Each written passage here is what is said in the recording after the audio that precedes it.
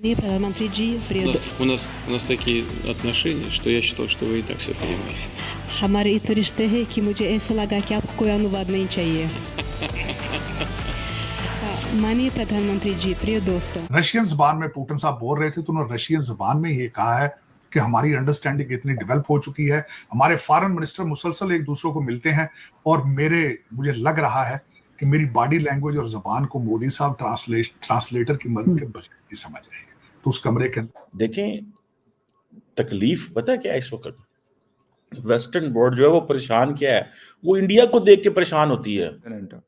तो अगर इन सबको देखा जाए तो ऐसा लग रहा है कि एक नया चीज एमर्ज हो रही है, बल्कि अब दिन ब दिन ये स्ट्रांग होता जा रहा है। और ये मत देखो कौन कह रहा है, ये देखो क्या कह रहा है। बुनियादी तौर पे जो बात की है वो बिल्कुल दुरुस्त है। तो पाकिस्तान ने तो इनवाइट जिसे वो कहते हैं ना अप्लाई किया हुआ था, तो वुडंट इट बीन गुड कि पाकिस्तान को इनवाइट कर लिया जाता, लेकिन उन्होंने इनवाइट नहीं किया।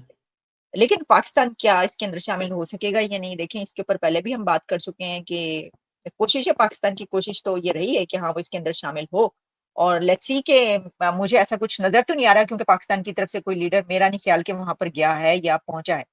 कि जो इंडियन प्राइम मिनिस्टर हैं वो काफ़ी हद तक G20 में जब हम देखते हैं तो चाहे हुए होते हैं, G7 में देखते हैं तो चाहे हुए होते हैं, ब्रिक्स में देखते हैं तो चाहे हुए होते हैं। गो कि इस दफ़ा SCO में उनका आना नहीं हुआ, डॉक्टर जयशंकर साहब आए पाकिस्तान, लेकिन फिर भी एक उनकी जो इम्पोर्टेंस है वो मौजूद है।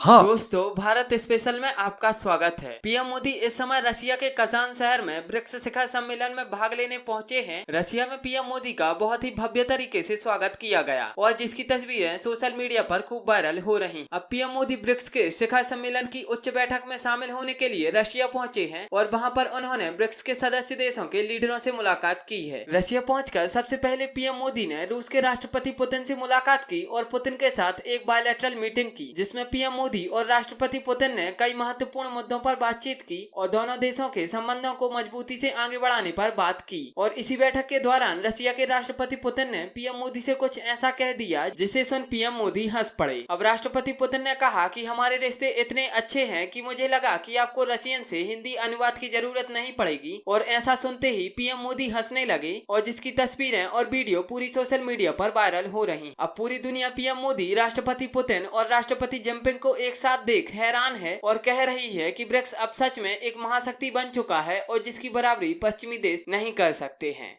ब्रिक्स जो है वो उसकी मीटिंग शुरू हो चुकी है, मीटिंग्स जारी हैं। मैंने बल्कि मोदी साहब की जो वहां पे मीटिंग थी उसको बड़े गौर से देखा है और टाइमिंग के बारे में बात करना चाहूंगा कि what a wonderful work doctor Jaishankar has done. वो वर्क क्या है कि ब्रिक्स में जाने से पहले उन्होंने, भारत ने और चाइना ने अपने बॉडी को रिजॉल्व कर 3800 किलोमीटर की जो बॉर्डर है उसको उन्होंने रिजॉल्व कर रही है। इसकी टाइमिंग बड़ी सेंसिटिव है, इसलिए सेंसिटिव है। एक क्वेश्चन आता है कि भारत को इसमें बॉर्डर के साथ इसको भारत को इसमें से क्या मिला है? भारत को क्या मिला है? ब्रिक्स में जाके प्रेसिडेंट शी से मोदी साहब मिलेंगे। और दूसरा, इस वक्त जो मेरे कैनेडियन पप्पू भाई हैं उनको जवाब दिया गया है, वेस्ट को जवाब दिया गया है कि we have options, we have choices. को ये जवाब दिया। भारत का ये फायदा हुआ है और चाइना का फायदा ये हुआ है कि वो यहां से एनर्जी बचा के ताइवान पे घेरा डालेंगे, जहां से फिर हमारे कैनेडियन पप्पू जी तंग हो जाएंगे। अमेरिकन बाबा जी तो वैसे ही परेशान है, लेकिन इनको भी मजा आ जाएगा कि भाई आप भारत को जो बार बार छेड़ते हो उनके पास भी चॉइसेस मौजूद है। ये सबसे बड़ा इस वक्त ब्रिक्स का था। ब्रिक्स की अभी मीटिंग मोदी साहब की जो बड़ी जबरदस्त थी, जो मैंने उसमें से एक जोक पिक किया, अपने देखने वालों से शेयर करूंगा। रशियन जुबान में पुतिन साहब बोल रहे थे तो उन्होंने रशियन जुबान में ये कहा है कि हमारी अंडरस्टैंडिंग इतनी डेवलप हो चुकी है, हमारे फॉरेन मिनिस्टर मुसलसल एक दूसरे को मिलते हैं और मुझे लग रहा है कि मेरी बॉडी लैंग्वेज और जुबान को मोदी साहब ट्रांसलेटर की मदद के बगैर नहीं समझ रहे हैं। तो उस कमरे के अंदर बड़े कह के चले हैं और मैं this is how the body language. आपने मोदी साहब ने अपना ट्रेडिशनल जफरी डाली जाके, वो ट्रेडिशनली है जहाँ जाते हैं। ये उसकी अपडेट थी ब्रिक्स की।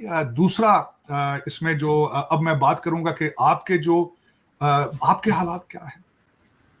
आपके हालात ये हैं आरजू के, कहा आपने दो तकरीरें मैंने आपके लेजिस्लेशन की सुनी है, जो कॉन्स्टिट्यूशनल अमेंडमेंट आपने की है, उमर अयूब साहब की है। अच्छा, अगर बात करें वहाँ पर इस वक्त इंडियन प्राइम मिनिस्टर चाहे हुए हैं, नरेंद्र मोदी साहब वहाँ पे मौजूद है, व्लादिमीर पुतिन के साथ वन ऑन वन भी उनकी मुलाकात हुई है और उन्होंने यूक्रेन वॉर के हवाले से इससे पहले भी वो 2-3 दफ़ा बड़ा क्लियरली बात कर चुके हैं कि यार ये जंग ख़त्म होनी चाहिए।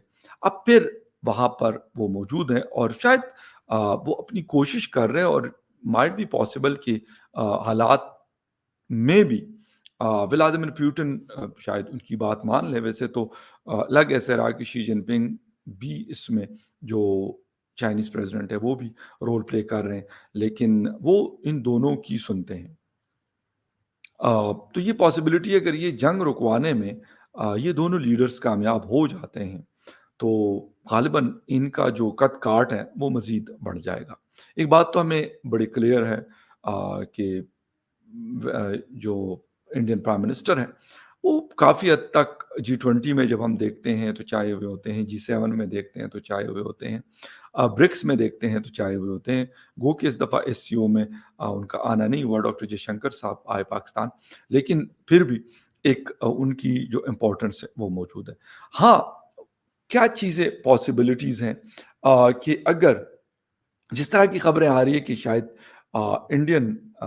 इंडिया यानी रोल प्ले कर सकता है पाकिस्तान को ब्रिक्स का मेंबर बनाने में, तो मेरे ख्याल में ये एक बहुत बड़ी जिसे कहते हैं कि डेवलपमेंट होगी। पाकिस्तान कोशिश कर रहा है, टाइम हो गया इस चीज़ को कि ये हो जाए, और मेरे ख्याल में अगर हो जाता है तो फिर हमारे जो प्राइम मिनिस्टर हैं, अगर ये रहते हैं, शहबाज शरीफ साहब, मैं डॉक्टर शहबाज शरीफ कहने वाला था, तो फिर पॉसिबिलिटीज़ हैं कि ये पाकिस्तान को वहाँ पे होस्ट करे। बट वक्त के साथ साथ चीज़ें होती हैं, आहिस्ता आहिस्ता से होती हैं।